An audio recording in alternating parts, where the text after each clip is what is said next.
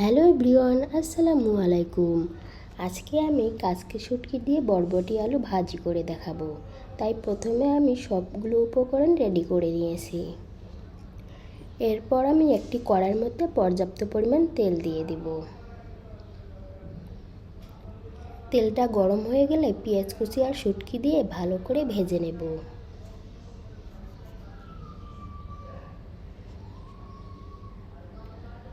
শুটকিগুলো ভালো করে ভাজা হয়ে গেলে এরপর আমি হলুদের গুঁড়ো, মরিচের গুঁড়ো, লবণ দিয়ে ভালো করে মশলাটা নেড়ে চেড়ে নেব।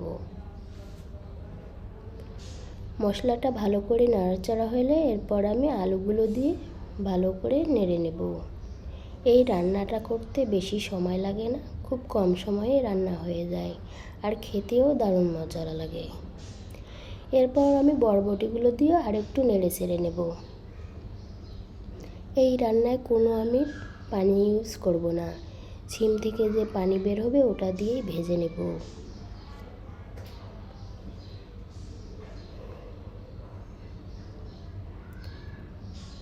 পাঁচ মিনিট পর ফিরে এলাম, দেখতেই পাচ্ছেন সিম আর আলুগুলো কতগুলো ছোট হয়ে গেছে।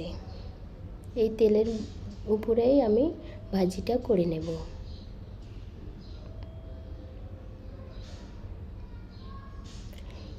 ভাজি করতে গেলে তেলের পরিমাণটা একটু বেশিই লাগে আর খেতেও কিন্তু মজা লাগে। আপনারাও বাসায় একদিন ট্রাই করে দেখতে পারেন।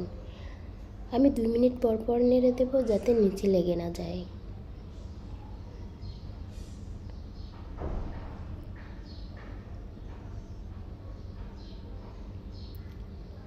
ভাজিটা অলমোস্ট হয়ে গেছে, এরপর আমি উঠিয়ে নেব। সবাই ভালো থাকবেন, সুস্থ থাকবেন, আমার জন্য দোয়া করবেন। আর ভাজিটা কেমন হয়েছে অবশ্যই কমেন্টে জানাবেন। আল্লাহ হাফেজ।